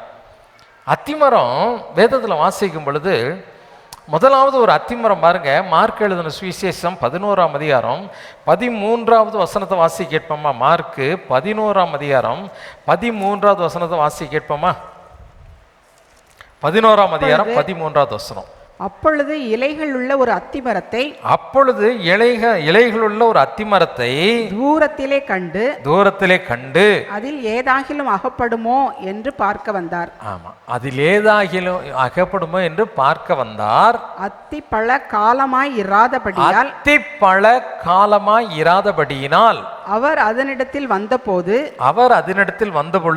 அதில் இலைகளே அல்லாமல் வேறு ஒன்றையும் காணவில்லை. நல்லா கவனிங்க. இந்த அத்திமரத்தை பற்றி ஆண்டவர் சொல்லும்போது, அத்திமரமே எதுக்கு தான்? கனி கொடுப்பதற்கு தான். எதுக்கு? கனி கொடுப்பதற்கு தான். சரிதானா? இப்போ ஆண்டவர் ஒரு கிராமத்து வழியாக போகும்பொழுது ஒரு அத்திமரத்தை பார்க்குறார். அத்திமரத்தை அவருக்கு பசி வந்த உடனே அத்திமரத்தை பார்த்து என்ன செய்கிறாரு? அப்படியே தேடுறார். அத்திமரத்தை கனிகளை தான் எதிர்பார்க்குறார். இப்போ சில பேர் நினைப்பாங்க, ஏங்க அது டைம் வரும்போது எல்லாம் நடக்குங்க, அதுக்குன்னு ஒரு நேரம் வராமலாம் போகும், நாங்களும் செய்வோங்க, நாங்களும் இனாம் பண்ணுவோங்க, நாங்களும் ஏழைகளுக்கு உதவி செய்வோங்க, நாங்களும் நல்லவங்களாக மாறுவோம், அதுக்குள்ளே நீ செத்தே போவேன் சொல்லிக்கிட்டே இருக்கிய காலம். இந்த வயசில் அனுபவிக்காமல் நாங்கள் அந்த வயசில் அனுபவிக்க போகிறோமா? இந்த வயசுலேயே செத்து போயிடுவிய. நம்ம நினச்சிக்கிறோம், நிற்கிறோம், நல்லா இருக்கும், என்னைக்கு நீ விழுவ, என்னைக்கு எல்லாம் கிழிஞ்சு போகுங்கிறது உனக்கும் தெரியாது, எனக்கும். பெருமையாக பேசுகிறோம் சில காரியங்களை. நான் நினைச்சால் இதில் விடுதலை பெற்றுவேன், நான் நினச்சா இந்த கெட்ட பழக்கத்தை விட்டுருவேன், நான் நினச்சா. நீ நினைக்கவும் மாட்டேன், விடுதலையும் கிடைக்காது. நல்லா கவனிச்சுக்கோ. இன்னைக்கு நான் நல்லா இருக்கேன் அப்படின்னு நினச்சிக்கிட்டு இருக்காத. ஒரு நாள் வரும், தேவனுடைய சிங்காசனத்துக்கு முன்பதாக நிற்கக்கூடிய ஒரு நாள் வரும். கிறிஸ்தவ வாழ்க்கை என்பது என்னமோ ஞாயிற்றுக்கிழமை வந்து இந்த சேரெல்லாம் தேய்ச்சிட்டு, ஞாயிற்றுக்கிழமைனா என்னமோ கோயிலுக்கு வந்தாச்சுன்னா புண்ணியம் கிடச்சிரும், மாதம் 1வது வாரம் முதல் வாரம் வந்தாச்சுன்னா திருவிருந்து எடுத்தாச்சுன்னா பரலோகத்துக்கு அப்படியே என்னமோ ஏரோப்ளேனுக்கு பெட்ரோல் போட்ட மாதிரி போயிடும்னு நினச்சிக்கிட்டு இருக்க. ஏமாந்து போயிடாத. அதெல்லாம் ஒன்று சுத்திகரிப்பதற்காக, தேவனுடைய வசனத்தை கேட்காதபடி, உடைய வார்த்தைக்கு கீழ்ப்படியாதபடி ஆண்டவர் சொன்னார். தன் பாவங்களை மறைக்கிறவனுக்கு என்ன கிடையாது, அதை அறிக்கை இடணும். டெய்லி அறிக்கையிட்டு இருக்கணும்னு சொல்லலை. ஒரு நாள் அறிக்கையிட்டியா என்ன செய்யணும்? பாவத்தை விட்டுறணும். அந்த கெட்ட பழக்கத்தை என்ன செய்யணும்? விட்டு அடுத்தபடியா என்ன செய்யணும்? தேவனிடத்தில் வரணும். மறுபடியும் ஒரு சந்தர்ப்பம் வாய்த்தால் மனங்கசந்து அழணும். ஏன் ஆண்டவரே, ஏன் இதுல இருந்து எனக்கு விடுதலை இல்லை? இந்த அசுத்தமான வாழ்க்கையிலிருந்து எனக்கு விடுதலை தாங்க. போராடணும். ஆண்டவரிடத்தில் விடுதலை பெற்றுக்கொள்ள துடிக்கணும். அந்த துடிப்பு இல்லாதபடி சும்மா இங்க வந்து உட்கார்ந்துட்டு நானும் கிறிஸ்தவன், இயேசுவை கும்பிடுறோங்க, நாங்க இயேசுவை கும்பிடுறோங்க, ஞானசானம் எடுத்துட்டோங்க, பரலோகத்துக்கு போக மாட்டேங்க. என்னமோ ஞானசானம் எடுத்தா நமக்கு டிக்கெட் கிடைச்ச மாதிரி என்னமோ நினச்சிக்கிட்டு பாவம் செய்துட்டு இருக்கியா? போக முடியாது. கனி கொடுக்காத ஒரு மரம் எப்படிப்பட்டது? வேதம் சொல்லுகிறது. ஆண்டவர் சொன்னார், கனி எதிர்பார்த்தார். எப்போ எதிர்பார்த்தாரு? அதுக்குன்னு ஒரு டைம் வரட்டும். எல்லாத்துக்கும் ஒரு காலம் இருக்குல்ல. மாங்கான்னா நான் இந்த ஊருக்கு வந்த புதுசில் பிப்ரவரி மாதம்னா மாம்பழம் கிடைக்கும், அப்படி தானே? ஜனவரி, பிப்ரவரி, மார்ச்சில் நிச்சயம் மாம்பழம் வீட்டுக்கு வந்துடும். இப்போ வந்து மே மாதம் ஆனால் கூட என்ன செய்யறது இல்லை, தள்ளி போயிடுச்சு இல்லை, அப்படி தானே? அது என்னத்தையோ போட்டு என்னத்து அந்த இயற்கையே நினச்சிட்டான் மனுஷன். மருந்து அடித்து என்னத்தையோ ஒன்று வேருக்குள்ளே புதைச்சி வச்சு மாட்டி போட்டான். எல்லாமே போச்சு, பழமும் கிடைக்கல, பழம் கிடைச்சாலும் நல்லா இல்லை, அப்படி ஆகிப்போச்சு. இப்போ கனி கொடுக்கறதுக்குன்னு ஒரு காலம் உண்டு. ஆனால் ஆண்டவர் தேடினது எப்போ? அந்த வசனம் சொல்லுகிறது, அது அத்திப்பழ காலமாய் இல்லாதபடியினால் அது காய்க்கக்கூடிய பருவ காலம் கிடையாது. அப்போ போய் எதை தேடினாரு? திருச்சபையில் நாட்டப்பட்ட ஒரு அத்தி மரத்துக்கு காலமே கிடையாது. எப்பொழுதும் அதை என்ன செய்யணும்?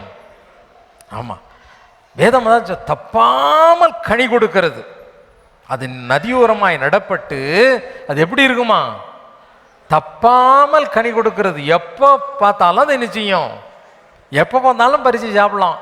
பழம் இருந்துக்கிட்டே இருக்கும். பழம் என்ன செய்யும்? இருந்துக்கிட்டே இருக்கும். ஆண்டவர் அதைத்தான் எதிர்பார்க்கிறார், அதைத்தான் எதிர்பார்க்க. இந்த பழம் எப்படிப்பட்டது அப்படின்னு சொல்லும்போது, இந்த அத்தி மரத்தை பற்றி பார்க்கும் பொழுது பாருங்க, யோவான் 1:48 வசனத்தில் நாத்தான் அப்படின்னு ஒரு மனிதன் ஆண்டவரை தேடி வரார்.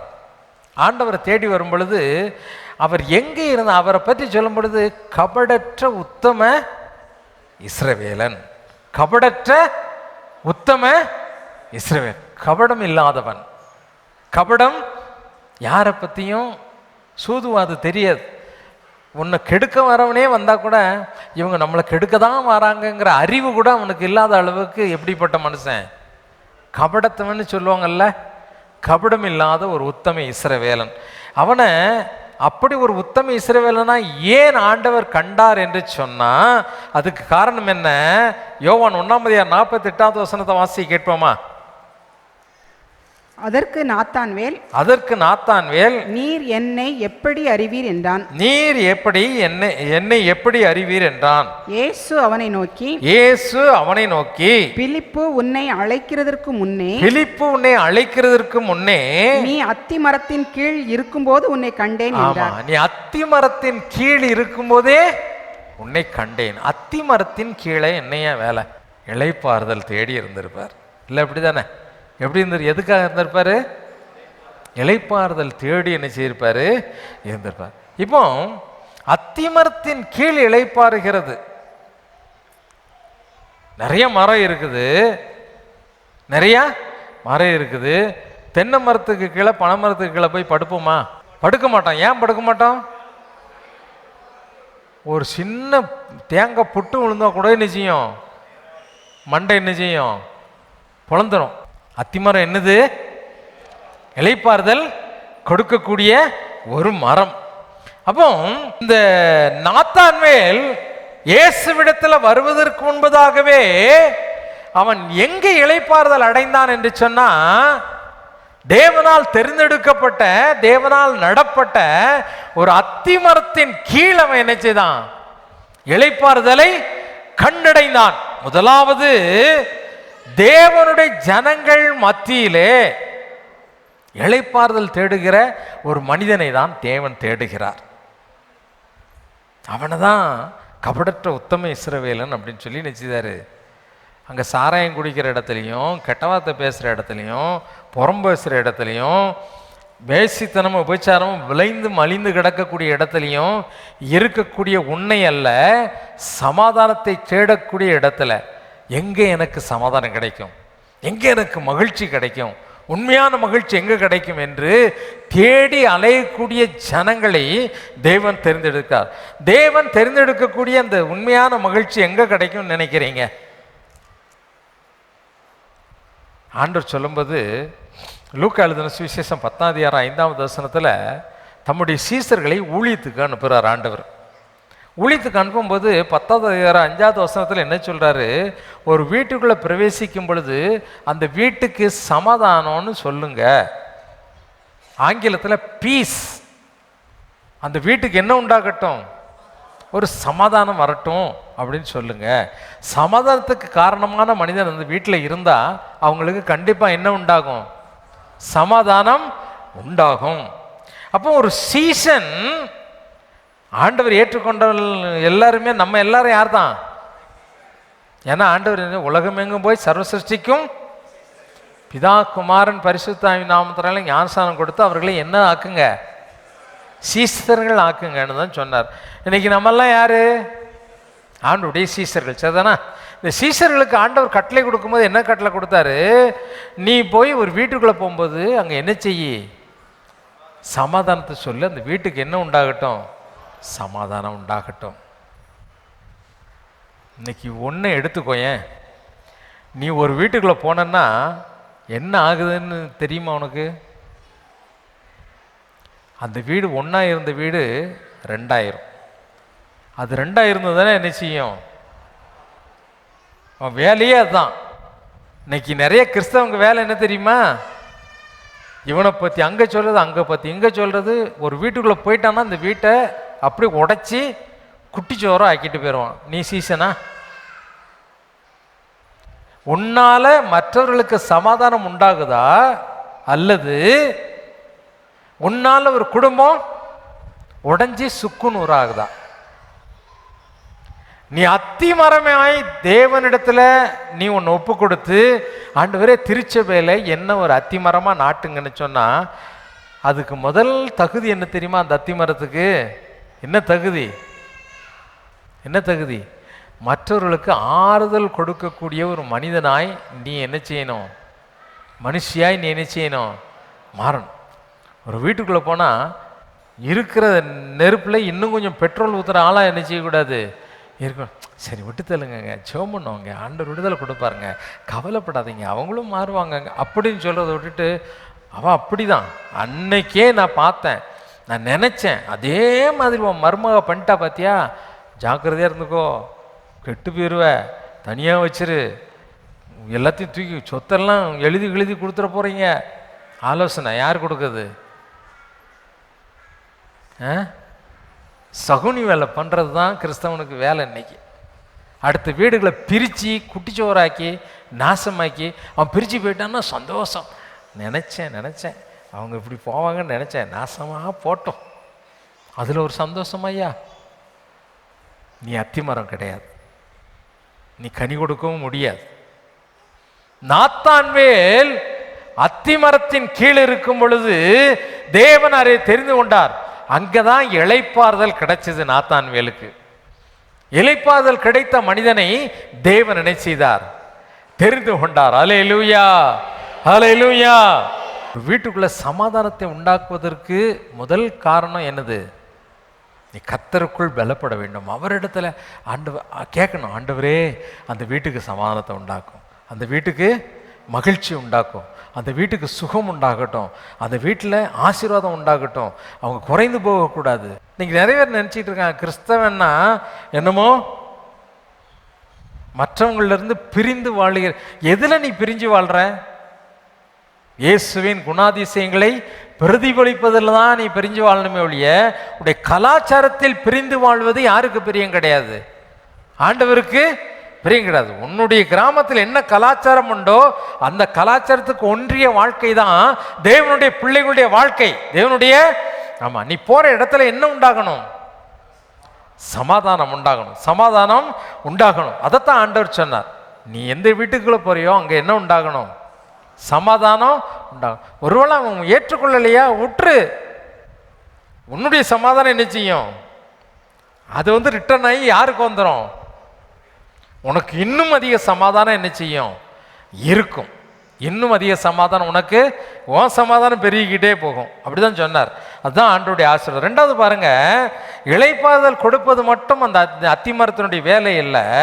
அந்த அத்திமரம் என்ன செய்யுது? இன்னொன்று பாருங்க, லூக்கா எழுதின சுவிசேஷம் 19ஆம் அதிகாரம் 4வது வசனம் நமக்கு தெரிந்த ஒரு சம்பவம்.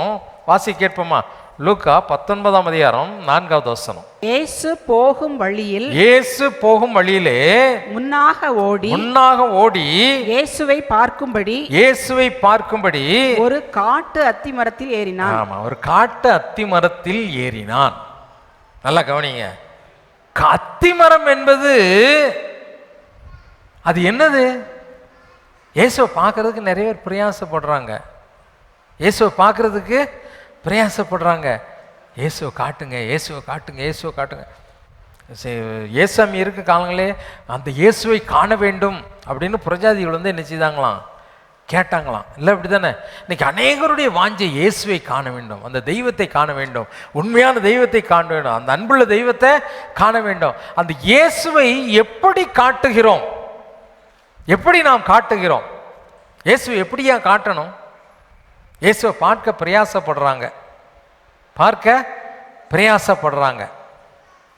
இயேசுவை காட்டக்கூடிய ஒரு மனிதனாய் இயேசுவை உன்னுடைய அன்பினால் என்ன செய்யணும்? காட்டணும். உன்னுடைய அன்பினால் என்ன செய்யணும்? நீ காட்டணும். இன்னைக்கு தேவனை காட்டுவது என்பது பிடிச்ச உடனே நம்ம ஆட்கள் என்ன செய்யறது? இயேசுக்கிட்ட வரீங்களா, வாங்க வாங்க, இந்த படத்தெல்லாம் எடுத்துருங்க, பொட்டெல்லாம் அழிச்சிருங்க, நீங்கள் இந்த பெயிண்டர்லாம் என்ன செய்யுங்க, இந்த நாமங்கமாக இருக்கிறதெல்லாம் பெயிண்ட் வச்சு என்ன செய்யுங்க, அழிச்சிருங்க. ஏப்பா, இயேசு உள்ளே விடுறதுக்கு இதுதான் வழியா? அங்கே விக்கிரகம் இருந்தாலும் ஆண்டவரால் என்ன செய்ய முடியும்? விக்கிரகம் ஒரு பருட்டல்ல அப்படிங்கிறது யாருக்கு தெரியும்? தேவனுடைய பிள்ளைங்களுக்கு தெரியுமா தெரியாதா? முதலாவது நீ எடுக்க வேண்டியது அதல்ல, உன்னுடைய தேவன் உனக்குள் இருப்பதையும் முதலாவது அவங்க என்ன செய்யணும்? பார்க்கணும். தேவனை காட்டுவதற்காக தான் அந்த அத்திமரத்தை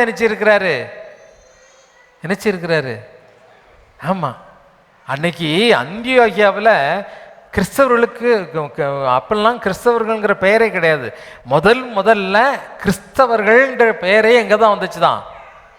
எங்கே வந்துச்சு? இது அந்தியோகியா பட்டணத்தில் தான் முதல்ல கிறிஸ்தவர்கள் என்ற பெயர் வந்தது. கிறிஸ்தவர்கள்னா என்ன? அதை பிரித்து பாருங்க, கிறிஸ்து பிளஸ் அவர்கள், உடையவர்கள் இல்லை. கிறிஸ்தவர்களுக்கு அதை பிரிச்சேன்னா கூட்டல்னு சொல்லுவாங்கல்ல, இந்த எழுத்தை பிரித்து பார்த்தா கிறிஸ்து பிளஸ் அவர்கள், கிறிஸ்து அவர்கள். They are Christ. இங்கிலீஷில் சொன்னால் அவங்க கிறிஸ்டியன்ஸுங்கிற பெயர் இல்லை, அவங்களுக்கு பேர் என்ன? They are Christ. அவங்களாம் யாரு? அவங்களே இயேசு தான்ப்பா. இயேசுவை பார்க்கணுன்னா யாரை பார்க்கலாம்? கிறிஸ்தவனை பார்த்தா இயேசுவை அவனில் பார்க்க முடியும் என்ற எண்ணம் மனுஷங்களுக்கு என்ன செய்யணும்?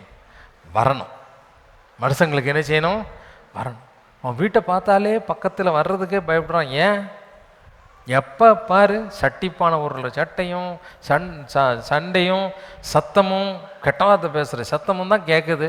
அடி தொட்டி தான் என்ன செய்யுது? உன் பக்கத்தில் வருவானா? கிறிஸ்துவ பார்க்க முடியுமா? அங்கே போனால் நம்மளுக்கும் பிசாசு பிடிச்சிருன்னு ஓடிடுவான். ஏன் உன் வீட்டுக்குள்ளே யார் இருக்கா? கிறிஸ்துவுக்கு பதிலாக என்ன இருக்குது? பிசாசு தான் இருக்குது. நல்லா யோசித்துக்கோ. இயேசுவை நீ காட்டக்கூடியவனாய், அந்த அத்திமரம் இல்லைன்னா அன்னைக்கு சகையும் என்ன செய்யிருக்க முடியாது? இயேசுவை பார்த்திருக்க முடியாது. முதலாவது ஆறுதல், இளைப்பாறுதல் கொடுக்கக்கூடிய ஒரு மரம் என்னது? அத்திமரம். அத்திமரத்தை ஏன் ஆண்டவர் தேர்ந்தெடுத்தாரு? சும்மா இல்லை, வேதத்தில் காணப்படுகிற காரியம் என்ன? அத்திமரம் இளைப்பாறுதல் கொடுக்கக்கூடிய மரம்.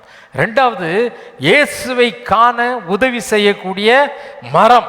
இயேசுவை காண உதவி செய்யக்கூடிய மரம். மூன்றாவது, 2 ராஜாக்களில் வாசிக்கும் பொழுது 20ஆம் அதிகாரம் 7வது வசனத்தில் ஏசாயா தீர்க்கதரிசியை பார்த்து ஆண்டவர் சொல்றாரு, அவருக்கு எசேக்கியா ராஜாவுக்கு தொடையில் என்ன வந்திருக்குது? கேன்சர் வந்துடுச்சுது. அதுக்கு மெடிசின் என்ன சொன்னார் ஆண்டவர்? அத்திப்பழத்தை நல்லா அரைச்சி அடை செய்து அதை என்ன செய்யுங்க? பேண்டேஜ் போடுங்க, பிளாஸ்டர் போடுங்க. அத்திப்பழ அடையை கொண்டு போய் என்ன செய்யுங்க? அவருக்கு பற்று போடுங்க. அவன் என்ன செய்யும்? அந்த வியாதி. அந்த அத்திப்பழம் என்பது நம்முடைய வியாதிகளை நீக்கக்கூடிய ஒரு பெரிய மருந்து. நம்முடைய வியாதிகளை நீக்கக்கூடிய ஒரு பெரிய மருந்து. ஆண்டவர் நம்மளை பார்த்து சொன்னார், விசுவாசிகளாக இருந்தால் நம்ம என்ன செய்வோமா? மார்க் எழுதின சுவிசேஷம் 16ஆம் அதிகாரத்தில் ஆண்டவர் நமக்கு கொடுத்த பெரிய ஒரு கட்டளை என்ன? மார்க்கு 16ஆம் அதிகாரம் 17வது வசனத்தை வாசி கேட்போமா? விசுவாசிக்கிறவர்களால் நடக்கும் அடையாளங்கள் விசுவாசிக்கிறவர்களால் நடக்கும் அடையாளங்களாவன நாமத்தினாலே பிசாசுகளை துரத்துவார்கள். பக்கத்து வீட்டில் பிசாசு பிடிச்ச உடனே பாஸ்டருக்கு ஃபோன் பண்ணி என்ன செய்வாங்க? பிரதர் வரட்டுமா, எங்கள் வீட்டில் ஒரு பிசாசு ஆடிட்டு இருக்கு, நாங்கள் கூப்பிட்டு வரலாமா அப்படின்னு கேட்பார்கள். அப்படின்னா இருக்கு. நீ விசுவாசியானால் பிசாசுகளை துரத்துவாய். நவமான பாஷைகளை பேசுவார்கள். நவமான பாஷைகளை என்ன செய்வாங்க? பேசுவார்கள். சர்ப்பங்களை எடுப்பார்கள். சர்ப்பங்களை எடுப்பார்கள். சாவுக்கேதுவான யாதொன்றை குடித்தாலும் சாவுக்கேதுவான யாதொன்றை குடித்தாலும் அது அவர்களை சேதப்படுத்த மாட்டாது. வியாதியஸ்தர் மேல் கைகளை வைப்பார்கள். வியாதியஸ்தர் மேல் கைகளை வைப்பார்கள். அப்பொழுது அவர்கள் சொஸ்தமாவார்கள். அப்பொழுது அவர்கள் என்ன செய்வாங்க? சொஸ்தமாவார்கள். மத்தேயு லூக்கா எழுதின சுவிசேஷம் 10ஆம் அதிகாரத்தில் ஆண்டவர் அந்த சீசர்களை அனுப்பும்போது அவங்க என்ன சொன்னாரு? நீங்க போங்க, போய் பிணியாளிகளை சுகமாக்குங்க. சீசர்களுக்கு கட்டளை கொடுத்தது என்னது? பிணியாளிகளை. அவங்க திரும்பி வந்து சொன்னாங்களே, பிசாசுகளும் எங்களுக்கு கட்டளை எங்கள் கட்டளைக்கு கீழ்ப்படிந்தே நினைச்சிட்டு ஓடி போச்சு. நினைச்சிட்டு ஓடி போச்சு. அல்லேலூயா. ஆமாம், தேவனால் கனி கொடுக்கக்கூடிய ஒரு அத்திமரமாக இருந்தால் உன்னை கொண்டு பெரிய காரியங்களை தேவன் என்ன செய்வார். பிசாசுக்கு நீ என்ன செய்ய மாட்ட? பிசாசை விரட்டுறவன் பிசாசுக்கு பயப்படுவானா? பயப்பட மாட்டான். நாம் யார்? தேவனால் நடப்பட்ட அத்திமரம். அல்லேலூயா. தேவனால் நடப்பட்ட அத்திமரம். அல்லேலூயா. தேவனுடைய வருகை பறைசாற்றக்கூடியவர்கள். அந்த வருகைக்கு அடையாளமாக வைக்கப்பட்ட மரம் நாம தேவனுடைய ஆலயத்தில் நாட்டப்பட்டு இருக்கிறோம். நம்ம மூலமா நீ மெய்யாகவே தேவனுடைய அத்திமரமாய் காணப்பட்டால் உன் மூலமாக மற்றவர்களுக்கு என்ன உண்டாகும்? சமாதானம் உண்டாகும். உன் மூலமாக மற்றவர்களுக்கு சமாதானம் உண்டாகும். இயேசுவை காண்பதற்கு நீ என்ன செய்வ? இயேசுவை அவங்க கண்டுகொள்வதற்கு நீ ஒரு பாலமாக இருப்ப. இடையிலே பிடுங்கி தூர போட்டு போக மாட்டேன். அவங்ககிட்ட என்ன கிடைக்குங்கிறத என்ன செய்ய மாட்டேன்? எதிர்பார்க்க மாட்டேன். நல்லா கவனி. மற்றவர்களுக்காக நம்முடைய வாழ்க்கை யாருக்காக? உனக்காகவே வாழ்ந்த வாழ்க்கை போதும். நான், என் பிள்ளை, என் ட்ரெஸ்ஸு, என் சுகம், இந்த வாழ்க்கைக்காக உன்னை அழைக்கலை. மற்றவர்களுக்காக வேதம் அதான் சொல்லுது. மற்றவர்களுக்காக செலவு பண்ணப்படவும் என்ன நான் ஒப்பு கொடுக்குறேன் அப்படின்னு சொன்னாங்க. இன்னைக்கு நீ ஆயத்தமா? எல்லாம் முழங்கால் படிக்கிறோம். ஆண்டுட்டு சொல்லுவோம், ஆண்டவரே என்ன இந்த திருச்செவியில் ஒரு அத்திமரமாக வச்சுருக்கிறீங்க. நம்புறியா? நம்புறவங்க நீ ஜெபம் என்னோடு இணை. ஆண்டவரே, திராட்சை தோட்டம் ஆகிய உங்களுடைய திருச்சபையில் ஒரு அத்திமரத்தை நட்டு கனியை எதிர்பார்த்துக்கிட்டு இருந்தீங்க. ஆனால் அது கனியே கொடுக்கலப்பா. அதற்கு ஒரு எச்சரிப்பு கொடுத்தீங்க. அதுக்கு ஒரு டைம் கொடுக்கப்பட்டது. கனி கொடுத்தா சரி, கனி கொடுக்காட்டா அதை வெட்டி எரிந்து போடலாம் அப்படின்னு சொன்னாங்க. அப்படிப்பட்ட ஒரு நிலைமை எனக்கு வரக்கூடாது. ஆண்டவரே, இன்னைக்கு அநேக அத்திமரங்கள் இந்த திருச்சபை விட்டு வெட்டி தூர போடப்பட்டது. காரணம் அவங்க கனி கொடுக்கல, உமக்கு சாட்சிகளாய் வாழலை. அவங்களுக்கு நீங்க செய்த அற்புதத்தை மற்றவர்களுக்கு அவங்க அறிவிக்க தவறிட்டாங்க. நீங்க கொடுத்த சமாதானத்தை மற்றவர்களுக்கு கொடுக்க தவறிட்டாங்க. இன்னைக்கு நாங்க அப்படி இருக்கக்கூடாது. ஆண்டவரே, வெட்டி போடப்பட்ட ஒரு மரமாய் நாங்கள் மாறி போகக்கூடாது. ஒரு அத்திமரத்தை தேவன் தெரிந்தெடுத்தார். ஏன் தெரிந்தெடுத்தார்? அந்த நிழலில் இளைப்பாறுதல் உண்டு. அந்த அத்திமரம் தான் இயேசுவை காணுவதற்கு உதவக்கூடிய ஒரு மரம். அந்த அத்திமரத்தில் தான் சுகம் உண்டு. அந்த அத்திமரத்தின் கனியில தான் விடுதலை உண்டு. அருமையான தேவனுடைய பிள்ளையே, உன்னையும் என்னையும் தேவன் அப்படிப்பட்ட பாக்கியத்திற்காக, அப்படிப்பட்ட கிருபைக்காக அழைத்திருக்கிறார். அவரை பார்த்து சொல்ல, ஆண்டவரே, நான் உம்மால் நடப்பட்ட ஒரு அத்திமரமாய் நான் இருக்கணும்பா. உமக்கென்று கனி கொடுக்கக்கூடிய ஒரு மரமாய் இருக்கணும். குறிப்பிட்ட காலம் அல்ல, எப்பொழுது நீங்க வந்து பார்த்தாலும், எப்போ நீங்க வந்து பார்த்தாலும் வாழ்க்கை கனி நிறைந்த ஒரு வாழ்க்கையா இருக்கணும். அதை பார்த்து நீங்க மகிழணும். ஆண்டவரே, அன்றைக்கு அந்த கனியற்ற அத்திமரத்தை பார்த்து, இந்த செழிப்பு மட்டும் பார்த்து நீங்க மயங்கி போகல, அதை சபிச்சீங்க. அது சாயங்காலம் வரும்பொழுது அது பட்டுப்பூச்சி. ஆண்டவரே, எங்களுடைய வாழ்க்கை பட்டி போன வாழ்க்கையா போகக்கூடாது. கனி கொடுக்கக்கூடிய ஒரு கிறிஸ்தவனாய், கனி கொடுக்கக்கூடிய ஒரு கிறிஸ்தவளாய், மற்றவர்களுக்கு சமாதானத்தை கொண்டு வரக்கூடிய ஒரு மகனாய், மகளாய் என்னை மாற்றுங்கப்பா. ஆண்டவரை பார்த்து கேட்போமா? தேவனாகிய கர்த்தர் உன்னையும் என்னையும் ஒரு அத்திமரமாய் இந்த திருச்சபையில நட்டு வைத்திருக்கிறார். நம்மிடத்தில் கனியை தேடுகிறார். நம்மிடத்தில் அந்த அத்திமரத்தில் காணப்படக்கூடிய பலன்களை எதிர்பார்க்கிறார். மற்றவர்களுக்கு ஆறுதலான ஒரு அத்திமரமாய் இருக்கிறியா? மற்றவர்களுக்கு உன்னால இயேசுவை காட்ட முடியுமா? கனியிலே தேவன் மகிழ்ச்சி அடைய முடியுமா? உன் மூலமாக அநேகர் இயேசுவை காண்பதின் மூலமாக, உன் மூலமாக பிசாசுகள் ஓடுவதன் மூலமாக, உன் மூலமாய் வியாதிகள் குணமாக்கப்படுவதன் மூலமாக தேவன் மகிழ்ச்சி அடைய முடியுமா? உன்னுடைய பெருமைக்காக அல்ல, தேவனுடைய நாம மகிமைப்படும்படியாக, ராஜ்யம் விரிவடையும்படியாக இந்த காரியங்களை நீ செய்ய வேண்டும் என்று ஆண்டவர் எதிர்பார்க்கிறார். உன்னை ஒப்பு கொடுப்பாயா? ஆண்டவரே, என்ன ஒப்பு கொடுக்கிறப்பா. ஆண்டவரே, என்ன ஒப்பு கொடுக்கிற. நான் என்று வாழ்ந்த வாழ்க்கை போதும், என்னுடைய குடும்பம் என்று வாழ்ந்த வாழ்க்கை போதும். ஆண்டவரே, உமக்காக வாழக்கூடிய ஒரு வாழ்க்கை எனக்கு தாங்க. ஆண்டவரை பார்த்து கேள், ஆண்டவரை பார்த்து கேள். அன்பு தகப்பனே, இந்த நாளிலே அத்திமரத்தின் மூலமாக எங்களோடு கூட நீங்க பேசுனீங்க. ஆசையாய் நீங்க இந்த திராட்சை செடிகளின் மத்தியில, இந்த திராட்சை தோட்டத்தில் அந்த அத்திமரத்தை நட்டு கனியை எதிர்பார்த்தீங்க. அதனால் கிடைக்கக்கூடிய பலன்களை எதிர்பார்த்தீங்க. ஏமாற்றம் வந்தது. அதே போல எங்க மூலமா உங்களுக்கு ஏமாற்றம் வரக்கூடாது சுவாமி. மற்றவர்களுக்கு ஆறுதலான ஒரு மகனாய், ஒரு மகளாய், மற்றவர்கள் இயேசுவை காண்பதற்கு ஒரு வழிகாட்டியாய் எங்களை மாற்றுங்க. எங்கள் மூலமாய் அநேக பிசாசுகள் நடுங்கட்டும், வியாதியத்தர் சுகமாக்கப்படட்டும். ஆண்டவர், அப்படிப்பட்ட அற்புத கிரியைகள் எங்களில் நடக்கட்டும். அப்படிப்பட்ட உம்முடைய பிள்ளைகளாய் எங்களை இந்த திருச்சபையில் எடுத்து நிறுத்துவீராக, எங்களை ஆசீர்வதிப்பீராக.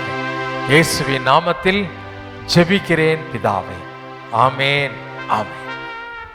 நம்முடைய கர்த்தராகிய இயேசு கிறிஸ்துவினுடைய கிருபையும், பிதாவாகிய தேவனுடைய அன்பும், பரிசுத்த ஆவியினுடைய அந்யோன்ய ஐக்கியமும் இன்றும் என்றும் சதா காலங்களிலும் நம்மனரோடு கூட இருப்பதாக. ஆமென்.